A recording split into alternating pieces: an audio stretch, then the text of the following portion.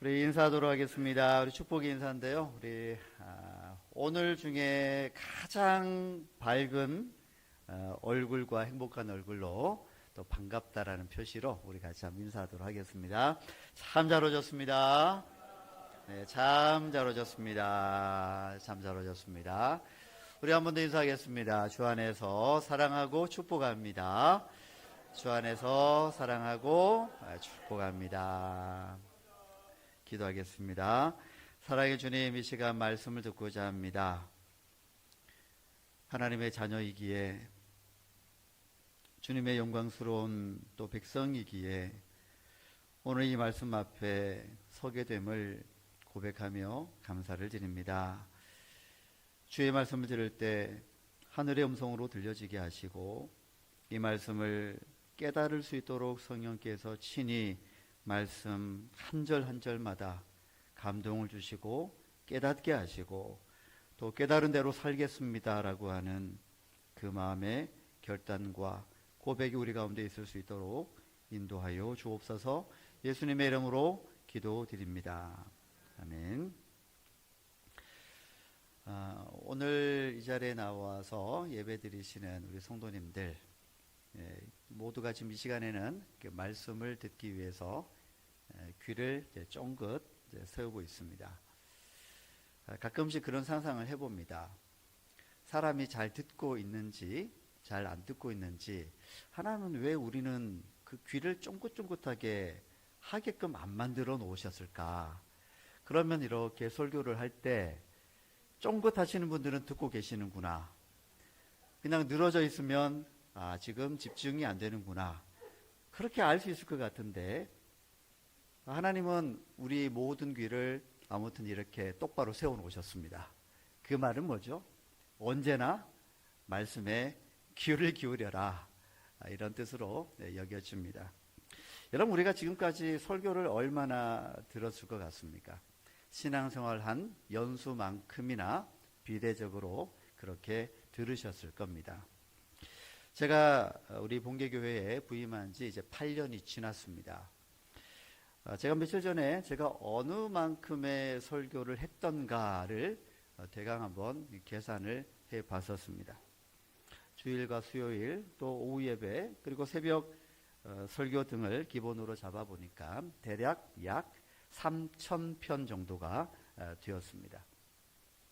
1부 때도 안 놀라시던데 2부 때도 안 놀라시는군요. 참고로 말씀드리면 어떤 성도님들은 그렇게 생각하시는 것 같더라고요. 담임 목사님은 자리에 딱 앉으면 주일 설교가 뚝딱 나오는 줄 알고 있습니다. 그렇지 않습니다. 제가 오늘 주일 예배 설교를 마치고 나면 제가 오후 늦어도 저녁부터는 다음 주에 해야 할 설교 본문을 정하고 기본적인 대략적인 추안을 잡습니다. 그러고 나서 토요일까지 그 말씀의 준비가 계속 이어집니다. 자료도 찾아보고 또 설교문을 써나가면서 또 고치고 수정하고 그걸 가장 집중해서 하는 요일은 어느 요일일까요? 토요일입니다. 네, 토요일은 제가 그래서 웬만하면 붕어빵 전도 나가는 것 말고는 제가 지상으로 내려오지 않습니다. 내려올 수가 없습니다. 계속해서 잠깐 쉬는 시간에도 생각이 납니다. 이거 고쳐야 되겠구나. 그리고 또 수정하고 이런 작업들을 계속 해나가는데 주일 설교만 준비하지는 않잖아요. 또 제가 수요 예배도 설교 준비해야 되고 그리고 또 무슨 설교를 하고 있을까요? 새벽 설교도 준비해야 됩니다. 그러니까 저도 가끔씩 이런 생각이 듭니다. 아니 어떻게 돌아서면 설교냐. 마치 우리 성도님들이 아니 목사님 어떻게 돌아서면 예배고 돌아서면 예배입니까? 이러는 것과 좀 비슷한 것 같습니다. 아무튼 그렇게 3,000편 정도의 설교를 제가 했다면 만약에 제가 부임한 이후에 우리 성도님들 중에 한 번도 빠짐없이 예배를 계속해서 드리신 분이라면 3,000편 정도의 설교를 들은 셈입니다. 자, 그런데 제가 여기에서 이런 생각이 들었습니다. 그렇게 많은 설교를 우리가 들었을 터인데, 많은 말씀을 우리가 들었을 터인데, 얼마나 우리 성도님들 삶 속에 그 말씀이 머물러 있었을까? 그리고 그 말씀이 그 신앙생활에 있어서 얼마나 도움이 되었을까? 그리고 그 말씀이 얼마나 우리 성도님들의 삶에 있어서 실제적으로 변화를 이끌어냈을까라고 하는 질문이 생겼습니다. 오늘 말씀에서도 보면 비슷한 맥락의 고심과 또 도전이 나온다라고 볼 수 있습니다. 자, 22절에 이 표현을 좀 보았으면 좋겠습니다. 굉장히 야고보가 좀 예리하게 좀 표현하고 있는데요. 22절을 다시 한번 읽어보도록 하겠습니다. 너희는 말씀을 행하는 자가 되고 듣기만 하여 자신을 속이는 자가 되지 말라. 아멘. 여기서 속이는 자가 되지 말라라는 말씀을 하고 있습니다. 속인다라고 하는 이 단어는 그 헬라어 원문에서는 단순히 거짓말한다라기보다는 논리적인 것처럼 보이긴 하는데 실제로는 자기 합리화에 다름없다라고 하는 그런 뉘앙스를 가지고 있습니다. 쉽게 얘기하면 이런 겁니다. 나는 오늘 말씀을 들었다. 열심히 들었으니 됐다. 그래서 나는 말씀 앞에 선 사람이다. 그럴듯한 생각입니다. 잘 들었으니까, 감동받았으니까, 은혜를 받았으니까 그렇게 생각을 합니다. 그래서 이 말 자체는 아주 틀린 것 같지는 않습니다. 그러나 야고보는 바로 그 지점에서 사람이 자기 자신을 스스로 기만하는, 속인다라고 하는 것을 지적을 하고 있는 겁니다. 그러니까 들음과 또 그 이미 이제 말씀대로 행했다라는 것과 이 구분이 있어야 되는데 이것을 같은 것으로, 들은 것은 곧 행한 것이다라는 것으로 착각하는 것에 대해서 이것은 스스로 자기를 속이는 일이다라고 그렇게 말씀을 하고 있는 겁니다. 우리 시대는 사실 이 함정에 더 많이 노출되어 있습니다. 예를 들어 인터넷에서는 지금 수많은 그 목사님들의 그 설교가 올라와 있습니다. 전 세계의 설교들이 다 올라와 있습니다. 거의 대부분. 자, 그러면 우리는 이 설교를 우리가 골라서 들을 때가 있습니다. 여러분들이 꼭 김태희 목사 설교만 듣지 않잖아요, 그죠? 네, 괜찮습니다. 다 알고 있습니다.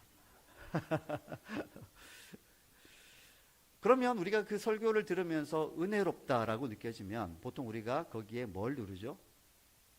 그렇습니다. 좋아요를 누릅니다. 왜냐하면 감동받았으니까.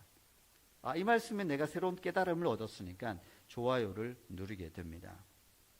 이때 우리는 좋아요를 누르는 그 행위 자체를 마치 내가 그 내용에 대해서 내가 이해했고 감동했고 은혜를 받았으니까 마치 그 말씀대로 내가 이미 살았던 것처럼 착각할 수 있다는 얘기입니다. 그런데 정작 그 말씀이 우리의 삶을 바꾸는 것과는 별개의 문제라는 것을 우리가 인지를 해야 됩니다. 아무튼 야고보가 예리하게 이 지적하는 바는 들었다라고 하는 것을 행함으로 착각하며 자기를 속이는 일이 있다라는 것을 이렇게 지적을 하고 또 그 부분에 대해서 우리가 놓치지 않았으면 좋겠다라고 하는 이 말씀을 하고 있습니다. 야고보는 이 지점에서 이제 거울 비유를 꺼내고 있습니다. 23절과 24절에서 나와 있는데요. 우리 같이 한번 읽어보도록 하겠습니다. 누구든지 말씀을 듣고 행하지 아니하면 제 자신을 보고 가서 그 모습이 어떠했는지를 곧 잊어버리거니와. 아멘. 거울 앞에 잠깐 서는 것에 대한 언급을 하고 있죠. 자, 거울 자체가 그런데 그 앞에 서 있을 때의 목적이 있습니다. 내가 어떤 모습인지를 보는 겁니다. 그런데 한번 생각해 보십시오. 거울 자체가 우리의 모습을 바꾸어 줄까요? 얼굴에 뭐가 묻었습니다. 묻은 걸 인식을 했습니다. 그러면 거울이 우리의 그 얼굴에 묻은 무언가를 지워줄까요? 그렇지 않죠. 내가 지워야 됩니다. 그리고 또 떠났을 때도 문제입니다. 거울 앞에 섰을 때는 내가 이런 모습이구나 라는 것을 알았는데 거울을 떠나게 되면 곧 어떻게 된다고요? 오늘 야고보의 말씀에 의하면 내가 어떠했는지에 대해서 곧 잊어버리게 된다는 얘기입니다. 이 말씀을 왜 하고 있냐면 우리가 마치 말씀 앞에 설 때의 그런 모습과도 같다라고 하는 것을 우리에게 인지시켜주고 있습니다. 우리가 너무나 잘 하고 있는 경험이기도 하죠. 예를 들면 설교를 들으면서 맞아, 이건 나에게 주시는 말씀이야 라고 하는 때가 있습니다. 이번에 이 말씀대로 한번 살아봐야 되겠다라는 생각을 합니다. 그런데 교회 문을 나서면서부터 어떤 현상이 벌어질까요? 오늘 본문도 생각이 안 납니다. 본문이 뭐였더라? 구약이었나 신약이었나? 에베소서였나 빌립보서였나? 생각이 안 나서 주보를 봐야만 맞아 라고 생각이 나고요. 하물며 말씀의 내용이 기억이 나는 것이 쉽지가 않습니다.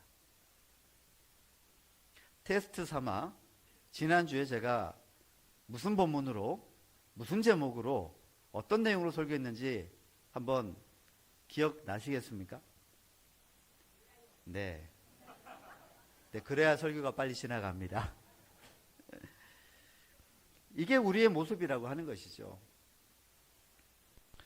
결단한 것, 결심한 것도 교회 문 밖을 나서면 우리의 일상에 덮여서 우리는 그냥 잊어먹고 또 한 주를 살아가게 됩니다.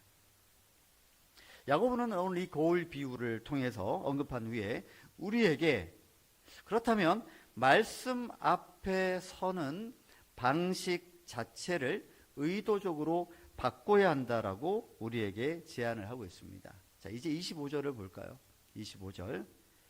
야고보는 여기서 거울을 보고 잊어버리는 자와는 전혀 다른 사람을 등장을 시킵니다. 자, 25절 다시 한번 읽어보도록 하겠습니다.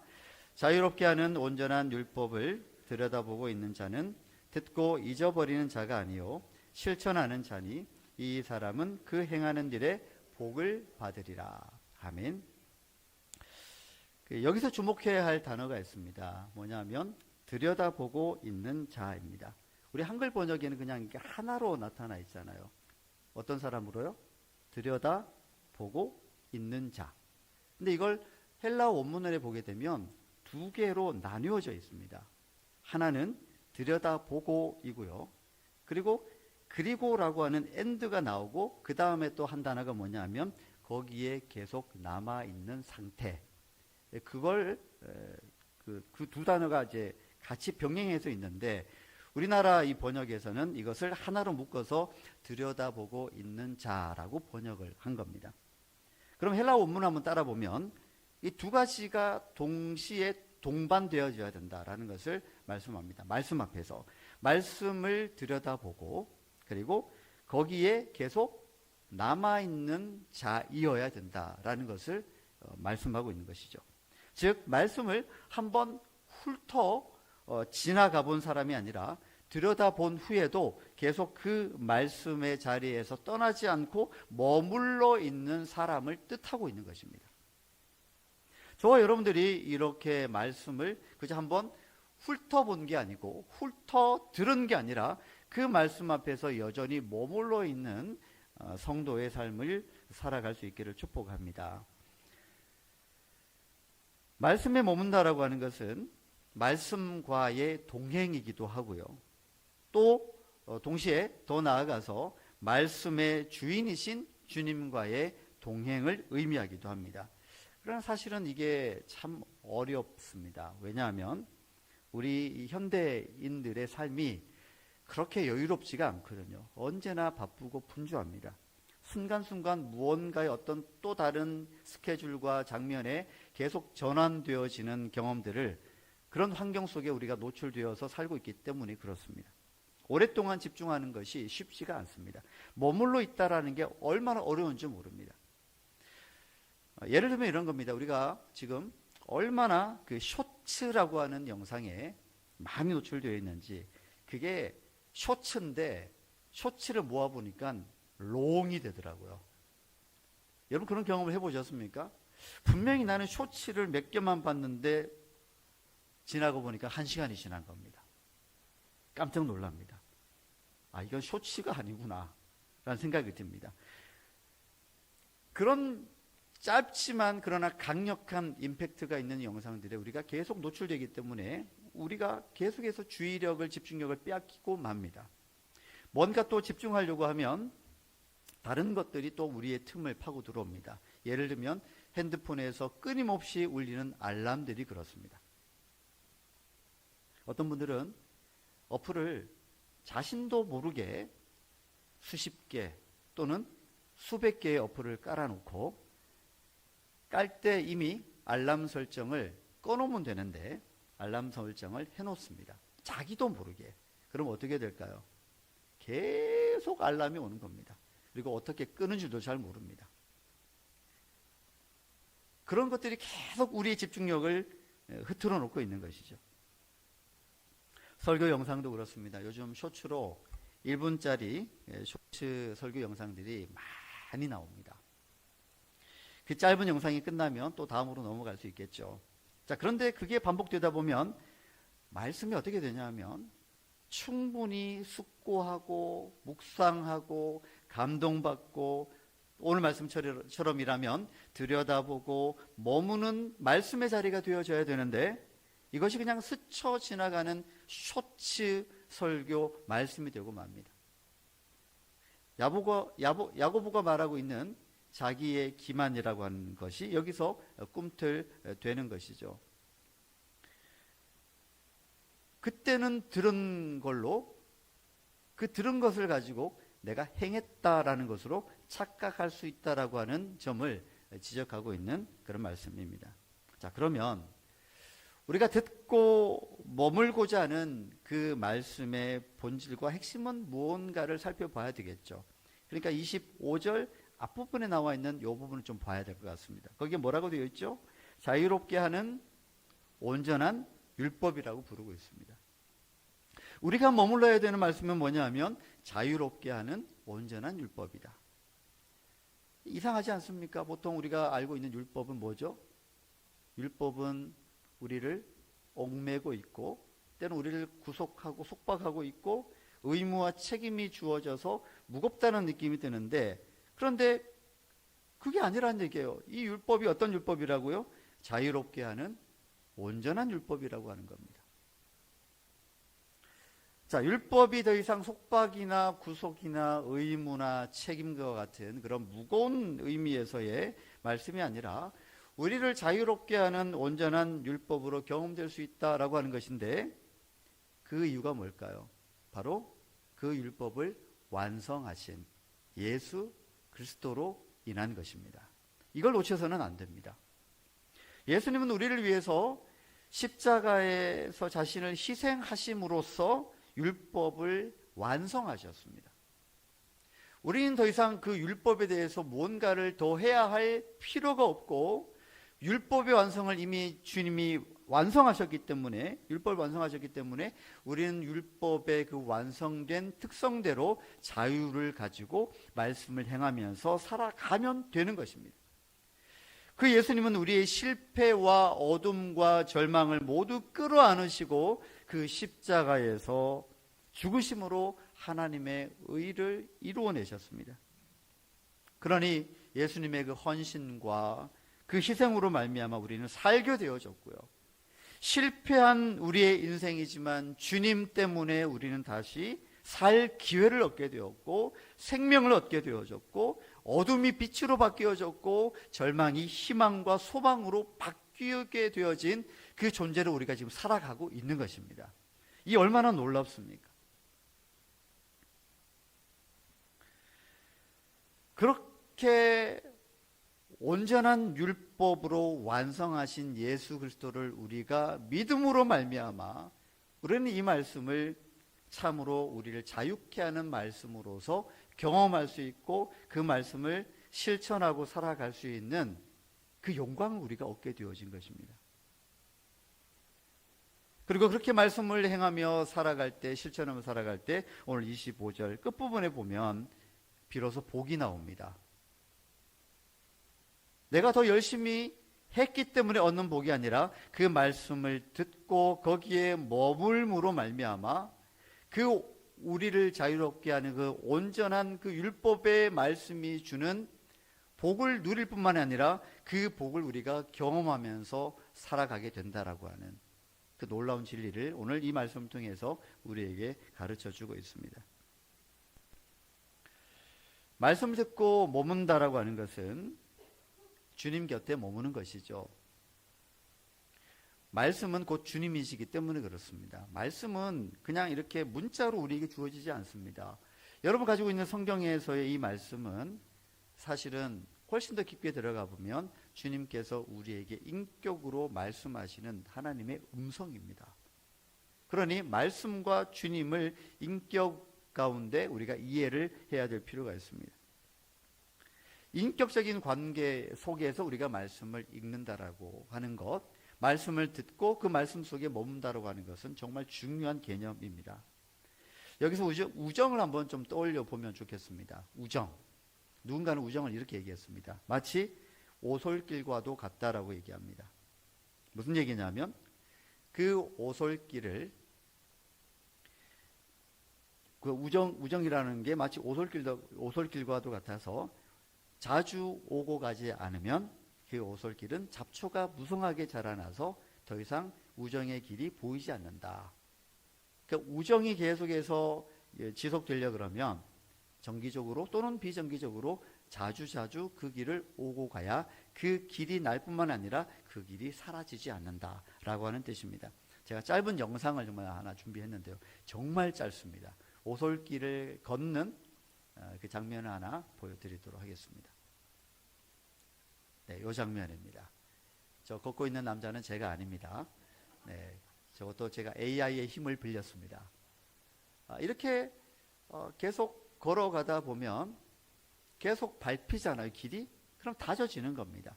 오솔길이 계속해서 그 길을 간직하고 있습니다. 자, 그런데 이렇게 오고 가지 않으면 어떻게 된다고요? 그 다음 영상 이걸 잡초로 봐주시기 바랍니다. 길이 보이지 않죠? 저렇게 무성하게 나버리면 더 이상 보이지 않습니다. 그럼 그 우리가 오고 갔던 그 우정의 오솔길이 어디였는지조차도 찾기가 힘들다는 얘기입니다. 자주 오고 가야 됩니다. 그게 인격적인 관계라고 하는 것이죠. 여러분, 말씀도 그렇습니다. 우리는 주일에 한번 말씀을 듣고 이제 영상 안 보여줘도 됩니다. 우리는 주일에 한번 말씀을 듣고 오늘 감동받았어. 오늘 이 말씀 참 좋았어. 오늘 은혜 받았어. 라고 이제 가게 됩니다. 그러나 교회 문을 나서게 되면 우리는 이제 월요일부터 오늘 저녁부터 깡그리 그 말씀을 잊어버리는 경험을 많이 하게 됩니다. 그리고 또 우리의 분주한 일상이 그 말씀의 길을 덮어버릴 때가 참 많이 있습니다. 그러나 기억하셔야 될 것은 그 말씀은 여전히 사라지지 않습니다. 우리가 말씀의 길을 자주 걷지 않아서 다만 길이 덮일 뿐입니다. 오늘 야고보는 우리에게 마땅히 되어져야 할 사람을 보여주고 있죠. 한번 보고 스쳐 지나가는 사람이 아니라 들여다보고 그 자유롭게 하는 그 온전한 율법을 들여다볼 뿐만이 아니라 거기에 머무는 사람으로 우리에게 도전하고 소개하고 있습니다. 그 말씀에 젖어들고 그 말씀이 자신에게 스며들게 하는 사람을 오늘 보여주고 있는 것입니다. 여러분, 머문다라고 하는 것은 자주 드나드는 것입니다. 자주 오고 가는 것입니다. 그게 우리의 일상이 되면 주님과 우리 사이에 그 인격적인 관계 속에서의 오솔길이 만들어지고요. 거기에는 잡초가 올라올 겨를이 없을 것입니다. 그리고 그 머무는 삶 가운데 말씀의 행함이 자연스럽게 이어지게 될 거고요. 그 행함으로 실천함으로 하나님이 우리에게 주시는 그 하늘의 복을 경험하게 될 것임을 오늘 이 말씀 통해서 하고 있는 것입니다. 여러분 구체적으로 좀 들여다볼 뿐만이 아니라 그 말씀 앞에서 머무는 삶을 살아가기 위한 실천적인 제안을 몇 가지 들어보려고 합니다. 실천해 보시겠습니까? 크게 대답하시면 제가 여기를 말씀을 드리고 안 그러면 그냥 건너뛰려고 합니다. 실천해 보시겠습니까? 네네네. 주일 예배와 수요 예배 그리고 새벽 기도회 때 말씀을 기록할 수 있는 설교 메모장을 만들어 보시기를 제안을 드립니다. 제가 아는 우리 교회 성도님들 몇 분은 집중해서 이렇게 설교 시간에 말씀을 이렇게 들은 후에 이걸 집에 가서 그걸 기억을 떠올려 가지고 이렇게 메모장에 적으시고 그걸 또 카톡에다가 이걸 적으셔서 아는 지인들에게 이렇게 공유하고 전달하시고 있습니다. 또 어떤 분은 설교를 이 시간에 들으면서 자신의 스마트폰을 가지고 거기에다가 말씀에 대한 부분들을 이렇게 기록하고 메모하는 것을 계속 지속하고 있고 또 어떤 분들은 노트를 실제로 가지고 오셔서 메모해 나가는 그런 습관을 가지신 분들이 있습니다. 저는 참 훌륭한 방법이라고 생각이 듭니다. 많은 분들이 이런 부분들을 좀 실천해 보시는 것 추천을 드립니다.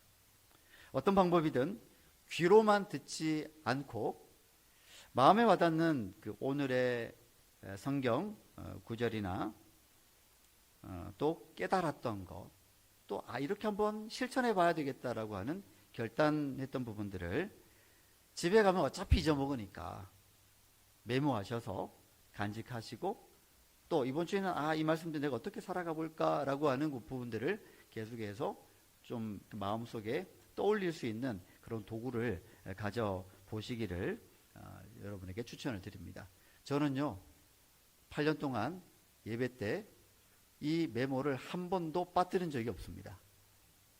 이걸 알아들으셔야 되는데 저는 다 적었습니다. 자, 이제 성경 구절 같은 경우는 일주일 내내 여러분들이 잘 볼 수 있는 그 자리에다가 포스트잇에 그 말씀 구절을 옮겨 적으셔서 이렇게 붙여두는 것도 참 좋은 방법입니다. 그렇게 하시는 분들을 몇몇 봤습니다. 화장실에다가도 붙어 있고 그리고 현관문에 그리고 아이들 방문 앞에 그리고 거실에 또는 소파에 곳곳에 붙여 놓습니다.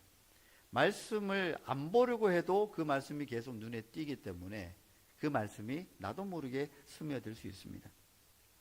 제가 대신방을 다녀보면 아직까지는 그런 분이 안 계시는 것 같은데 올해 그 뽑았던 말씀이 있잖아요. 송구 영신 예배 때 그 말씀을 이렇게 좀 봅시다 그러면 어떤 분들은 미리 갖다 놓으신 분이 계시고 어떤 분들은 깜짝 놀라면서 그제서야 찾으시는 분이 계십니다. 찾았는데 2024년 거고 찾았는데 올해 게 안 보이는 겁니다. 이런 이제 경우들이 또 간혹 보이기도 합니다. 그 뽑았던 말씀은 사실은 1년 내내 묵상하라고 주신 말씀입니다. 그것만 하시지 마시고 주일마다 주어지는 성경 구절도 이렇게 적어 놓으시고 또 여러분들이 좀 익히 알고 계시는 성경 구절도 좋습니다. 그런 성경 구절을 이렇게 말씀을 곳곳에 붙여놓고 내 눈에 보여지면 그것이 나도 모르게 알게 모르게 내 마음속으로 스며들기 마련입니다. 그렇게 말씀 속에 머무는 삶을 한번 실현 또 실천해 보시라는 말씀입니다. 자, 그리고 가족이나 또는 이제 교회 안에서 친하게 좀 소통할 수 있는 몇몇 성도님들과 너무 많으면 좀 그렇고요. 몇몇 소수의 성도님들과 함께 말씀을 나누는 그 실천을 한번 해보셨으면 좋겠습니다. 일정 기간 동안 실험적으로 해보시는 것도 추천을 드립니다. 물론 구역 차원에서 그렇게 실행해 봐도 괜찮다라고 여겨집니다. 제가 방금 말씀드린 부분들은 일부입니다. 그 외에도 창의적인 방법은 얼마든지 있을 수 있으니 재량껏 한번 시도해 보시고 한번 저에게도 피드백 해주시면 좋을 것 같습니다. 목사님 이렇게 해봤더니 너무너무 말씀이 잘 내 마음속에 머물고 말씀대로 살아가려고 하는 어떤 실천 의지들이 계속 생겨나더라고요. 라고 하는 피드백을 해주시면 저도 굉장히 참고가 되고 도움이 될 것 같습니다. 여러분, 말씀 안에 머문다라고 하는 것은 어떤 의무가 아님을 기억하시기 바랍니다. 은혜를 경험한 자만이 할 수 있는 믿음의 반응, 자연스러운 반응이라고 여길 수 있기를 바랍니다. 이것은 행복한 동행입니다. 오늘도 말씀대로 살아야지, 말씀대로 살아야지 하는 표정이 찡그려야 되겠습니까? 아니면 행복한 표정이어야 되겠습니까? 제가 오늘 이렇게 말씀드리면 또 속으로, 지금 겉으로는 안 그러신데 속으로 또 뭘 그런 걸 하라고 하시나, 이렇게 하는 것은 하나는 알고 둘은 모르시는 겁니다. 실천한다라는 것은 우리의 의무가 아닙니다. 실천할 수 있다라고 하는 것은, 말씀대로 내가 실천하고 몸을 수 있다라고 하는 것은 하나님께서 우리에게 자녀로서 권세를 주셨기 때문에, 인격이신 그 하나님의 말씀을 실천할 수 있다라고 하는 것은 우리에게 주어진 정말 고귀한 영광이고 명예입니다. 어느 누가 이렇게 하나님의 말씀을 실천할 수 있겠습니까? 어느 누가 이렇게 이 자리에 나와서 하나님의 말씀을 들을 수가 있겠습니까? 믿음의 사람이니 하나님의 자녀이니 들을 수 있는 것이고, 또 실천할 수 있는 기회가 우리에게 주어진 것입니다. 그렇게 살아보시기를 축복합니다. 오늘 이 말씀을 들은 후에 그냥 지나치지 마시고, 잊지 마시고, 그 말씀 앞에 머물므로 그 말씀을 실천하며 살아가는 우리에게 하나님이 또한 어떻게 일하시고 역사하시는지, 그리고 그렇게 하나님이 일하시고 역사하실 때에 하나님은 우리에게 어떠한 복을 또한 허락하여 주시는지를 여러분의 일생을 통해서 경험하게 되실 수 있기를 주님의 이름으로 축복합니다.